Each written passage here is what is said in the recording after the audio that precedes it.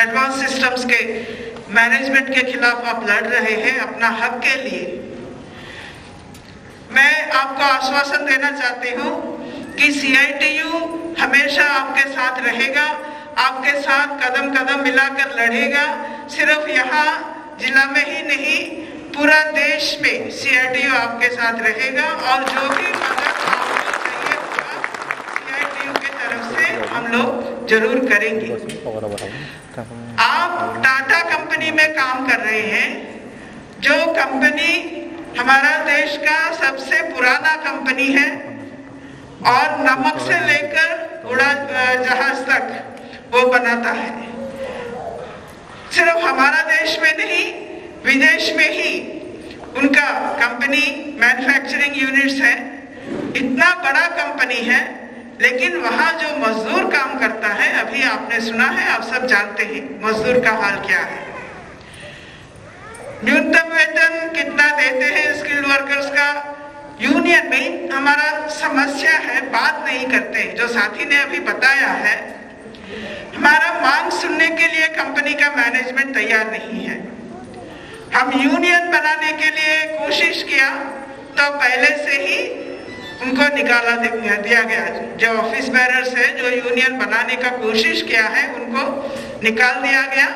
और आज का दिन में आप सब मिलके एक जगह में बैठ के कुछ अपना बात रखना चाहते थे, सुनना चाहते थे, तो धमकी दिया गया कि आप अगर मीटिंग में जाओगे तो कल आपको काम से निकाला दिया जाएगा। ये हमारा देश का सबसे बड़ा कंपनी का हालात है, उनका रवैया है। मैं आपको ये बताना चाहती हूँ कि ये सिर्फ टाटा कंपनी का ही नहीं है।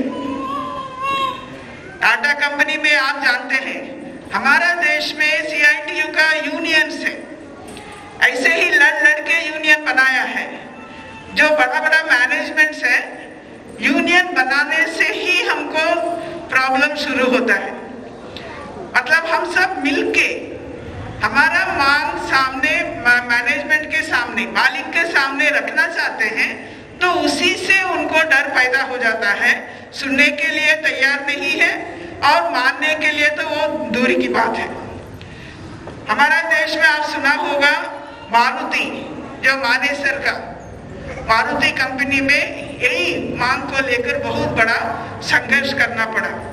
वहाँ का मजदूर को, जो दिल्ली के पास में मानेसर में मारुति का कंपनी है, उनका एक ही मांग था कि हम अपना यूनियन, हम जो यूनियन चाहते हैं, जो मैनेजमेंट तय करता है कि आप इस यूनियन में रहो या उस यूनियन में रहो, इनको नेता बनाओ, ये बात नहीं है। हम जो यूनियन बनाना चाहते हैं वो कोई CITU का एफिलिएटेड भी नहीं है।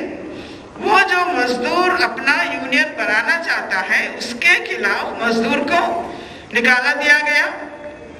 बहुत बड़ा उनको हड़ताल करना पड़ा, बहुत संघर्ष करना पड़ा, जिसमें 150 मजदूर को जेल में डाला गया और उनको नौकरी से निकाला दिया गया। और यही नहीं, आपने सुना होगा हुंडई कंपनी, जो गाड़ी बनाते हैं, 4 व्हीलर्स बनाते हैं, चेन्नई के पास में, वहां का कंपनी भी यही है। और वैसे ही होंडा, ये सारा कंपनी में शुरुआत में करने नहीं लेते, लेकिन जब हम समस्या, सब लोग इकट्ठा होकर हमारा मांग को लेकर हम लड़ते हैं, सबसे पहला जो जरूरी है कि हमारा एकता। मैं आपको अभिनंदन देना चाहती हूँ कि आपने 2017 से, जब से यूनियन बनाने का कोशिश किया है, अपना एकता को कायम रखा है, क्योंकि हमारा ताकत वही है। हमारा ताकत, हमारा हथियार, हमारा एकता है, हमारा संगठन है। तो इसको एकता बनाने रखना बहुत जरूरी है। तो वो एकता बना के ही वहाँ जो मैनेजमेंट पूरा मना कर दिया था, हम बात ही नहीं करेंगे, विदेशी कंपनी भी है, टाटा जैसा बड़ा कंपनी भी है, लेकिन मजदूर अपना एकता के माध्यम से, अपना संगठन के माध्यम से वो लड़ा और यूनियन को सर झुक के उनके साथ बातचीत करना पड़ा। तो ये आप ऐसा लड़ेंगे तो जरूर आपको अपना मांग सुनने का ये मौका मिलेगा। अब हमको हासिल करना है, ये हमारा अधिकार है, हमारा संगठन बनाने का अधिकार मालिक के सामने रखने का अधिकार है। अगर मालिक नहीं सुना तो हमको संघर्ष करने का अधिकार है, धरना प्रदर्शन करने का अधिकार है, मीटिंग करने का अधिकार है, हड़ताल करने का अधिकार है। ये सारा हमारा अधिकार है। लेकिन एक बात मैं आपको बताना चाहती हूँ, जो 26 तारीख को आपने हड़ताल में गया है, वो किस लिए?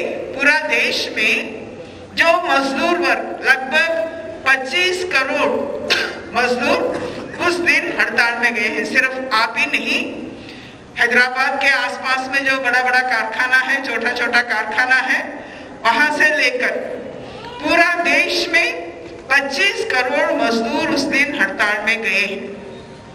मांग क्या था? सबसे बड़ा पहला मांग था कि ये जो हमारा अधिकार है वो अधिकार का रक्षा करना। हम गुलाम, अभी साथी बताया है, हम गुलाम बनने के लिए आया नहीं है इधर, हम गुलाम बनने के लिए काम नहीं कर रहे।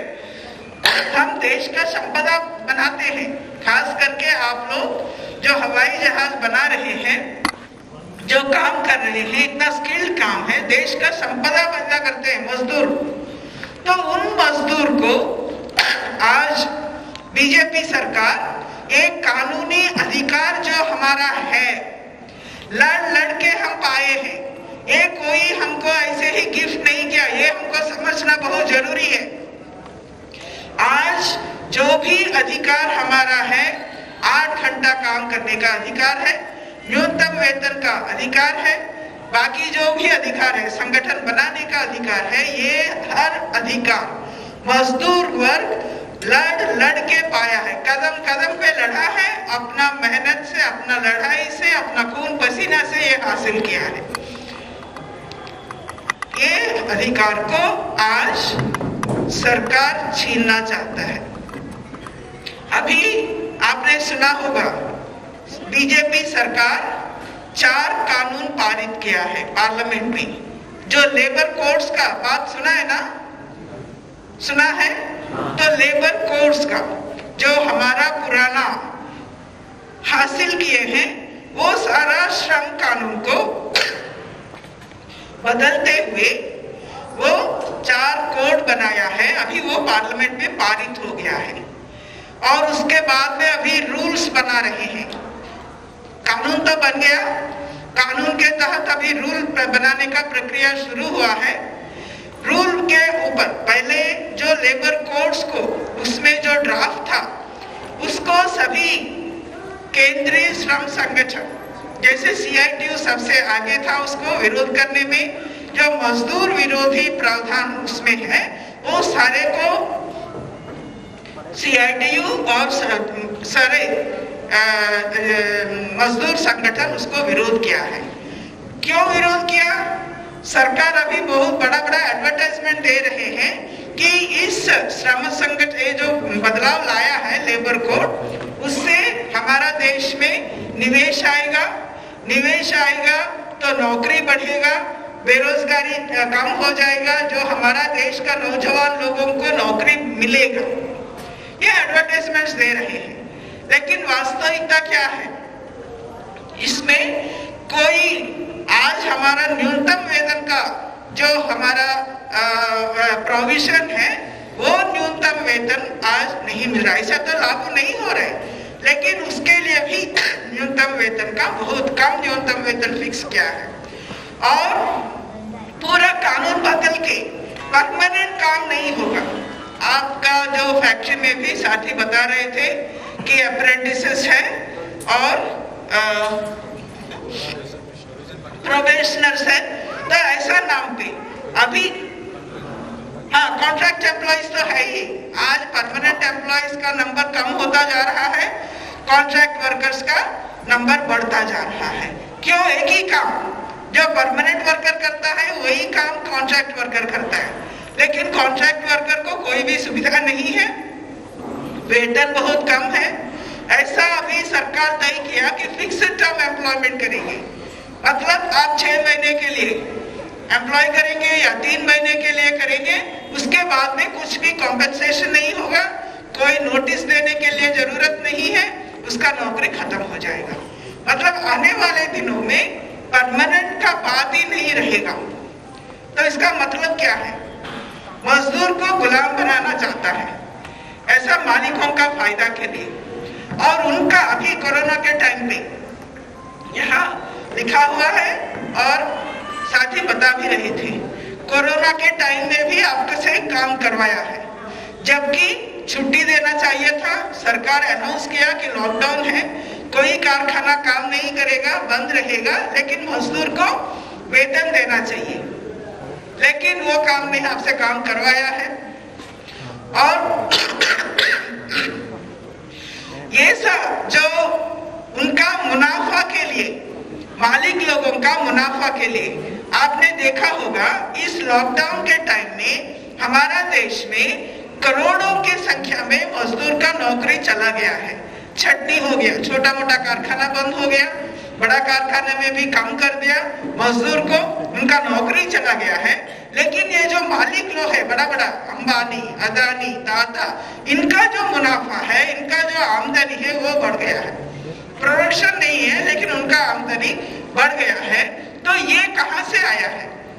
ये मजदूर को शोषण करते हुए वो लोग अपना ये कर रहे हैं और उसी को सरकार भी ये कर रहा है। इसी के खिलाफ 26 नवंबर को सभी मजदूर हड़ताल में गए हैं कि हमको ये जो बदलाव ला रहे हैं वो नहीं चलेगा, वो जो कानून है वो कानून को वापस लेना है, मजदूर का अधिकार को कायम रखना है।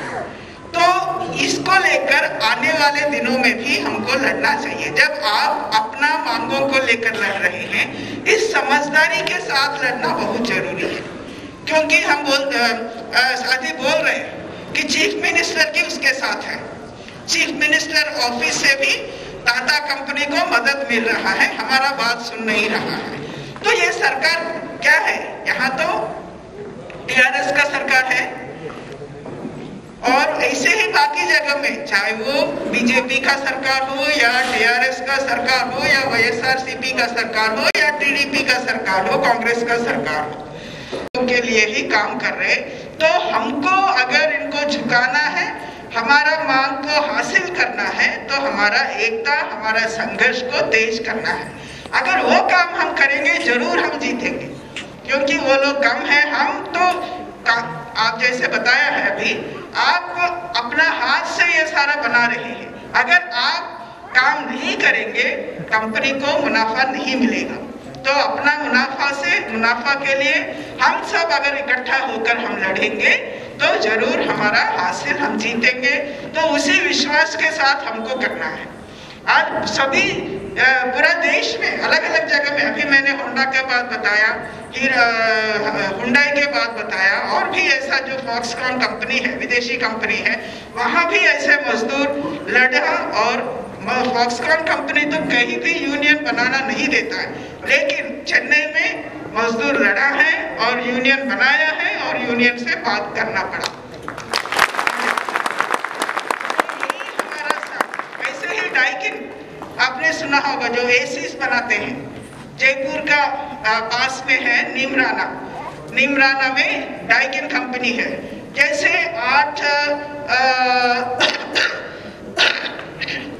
2019 में 8-9 जनवरी में हड़ताल हुआ, अगर आपको याद है, उनका भी यूनियन नहीं था, उनका भी यूनियन बनाने का कोशिश में थे, उनका भी आप जैसा समस्या था।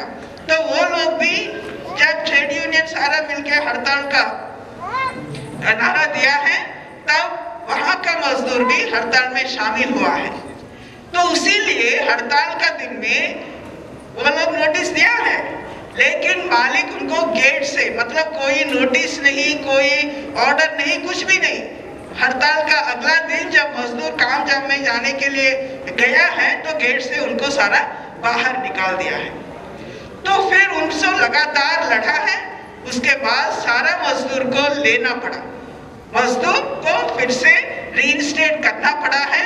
तो अभी वैसे ही वहाँ जैसे मारुति में किया, वहाँ भी कुछ उनका जो नेता है उनको जेल भेजा गया है, लेकिन अभी उनको रिलीज किया है, उनको फिर काम में लिया है। तो हमको ये समझना है, हमारा जो लड़ाई है आसान नहीं है, कुर्बानी देना पड़ता है। लेकिन दूसरा कोई रास्ता नहीं है। अगर हम लड़ेंगे तो जरूर जीतेंगे। तो इसीलिए 26 हड़ताल के बाद अभी आप शायद टीवी में देख रहे होंगे, जैसे किसान लड़ रहा है, जैसे 26 तारीख को हम सब हड़ताल में गए, पूरा देश का 25 करोड़ मजदूर हड़ताल में गया और 26 से लेकर अभी तक हमारा देश का किसान दिल्ली के आसपास में सड़क में बैठा हुआ है। दिल्ली के इसमें ठंड कैसा होता है आप जानते हैं। अभी जनवरी 1 को वहाँ का टेम्परेचर 1 डिग्री सेल्सियस गया। पिछले 15 साल में वो बहुत कम था। तो वो 1 डिग्री का ठंड में किसान बाहर बैठा है, दिन रात वही अपना ट्रैक्टर लेके आया, ट्रैक्टर के साथ ट्रॉली लेके आया, उसी ट्रैक्टर ट्रॉली में वो लोग दिन भी और रात भी रात वही सो रहे, वही सड़क पे खाना बना रहे, वही सड़क पे पूरा पिछले 1 महीने से ज्यादा। और वो सरकार को बताया है कि उनका भी वही मांग है कि कृषि का जो कानून बनाया है वो हमारा देश का किसान के खिलाफ है। उनका भी वही मांग है कि ये कानून को आप वापस लो। तो उस मांगों को लेकर लड़ रहे हैं। अभी उन्होंने बताया कि हम अगर अपना मांग नहीं मानोगे हमारा मांग, तो इसको और भी तेज करेंगे। 26 तारीख आपका जो रिपब्लिक डे परेड होता है दिल्ली में, किसान ने बताया हमारा मांग आप नहीं मानोगे तो हम भी अपना ट्रैक्टर को लेकर हम किसान रिपब्लिक बनाएंगे। तो दिल्ली का सड़क में ट्रैक्टर से मार्च करेंगे। तो उनको भी एकता, उनको भी डिवाइड करने के लिए, उनका एकता को तोड़ने के लिए सरकार कोशिश किया। बोला कि ये पंजाब का ही है, ये खालिस्तानी है, ये पाकिस्तानी है, ये टुकड़े टुकड़े गैंग है, ये नक्सल है, ये सारा। लेकिन वो लोग झुका नहीं है, अपना एकता को कायम रख के वो लोग भी अभी लड़ रहे हैं। तो हम अगर किसान और मजदूर हम दोनों मिलके लड़ेंगे तो सरकार जरूर अपना एक को वापस लेना ही पड़ेगा।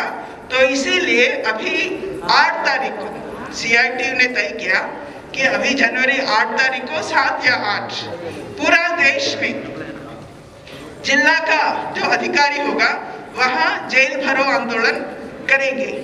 तो आप उसमें शामिल होने के लिए मैं नहीं बोल रही, लेकिन पूरा इस काला कानून के खिलाफ हमारा अधिकार के लिए CITU के नेतृत्व में पूरा देश में लाखों मजदूर जेल जाएंगे और गिरफ्तारी देंगे, डिस्ट्रिक्ट ऑफिसर्स को घेरेंगे।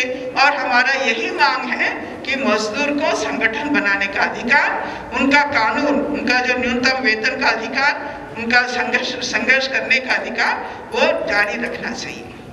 तो आने वाले दिनों में ये लड़ाई और भी तेज होगा। मैं आपसे अनुरोध करूंगी कि अपना एकता को आप कायम रखो, बना के रखो और संघर्ष को आप जारी रखो। CITU केंद्र के जो आपने अभी चिट्ठी दिया है, हमारा जो महासचिव है वो राज्यसभा का MP रहे हैं, तो वो इसको कवरिंग लेटर ये करके हम वहाँ इसमें भी लिखेंगे। क्योंकि टाटा जैसा बड़ा कंपनी, उनको अगर एक्सपोज करेंगे तो वहाँ से नेशनल लेवल पे अगर एक्सपोज करेंगे तो थोड़ा इंटरनेशनल लेवल में भी उनका जो प्रेस्टीज है उसको ये लगेगा। तो इसीलिए उनको उनका ऊपर दबाव भी आएगा इंटरनेशनल लेवल पे। अगर उनका पता चलेगा, पूरा बाकी देश का लोगों को, पूरा समाज को पता चलेगा कि टाटा जैसा बड़ा कंपनी में मजदूर का हालात ये है, यूनियन बनाने नहीं देते हैं, अगर इसको एक्सपोज करेंगे तो वो दबाव जरूर बढ़ेगा। तो आप यहाँ से अपना लड़ाई लड़ो, ऊपर से भी हम सरकार का ऊपर, टाटा का ऊपर दबाव डालने का कोशिश करेंगे। मेरा उम्मीद है, विश्वास है कि हम सब मिलके जरूर जीतेंगे, हमारा अधिकार को हम हासिल करेंगे।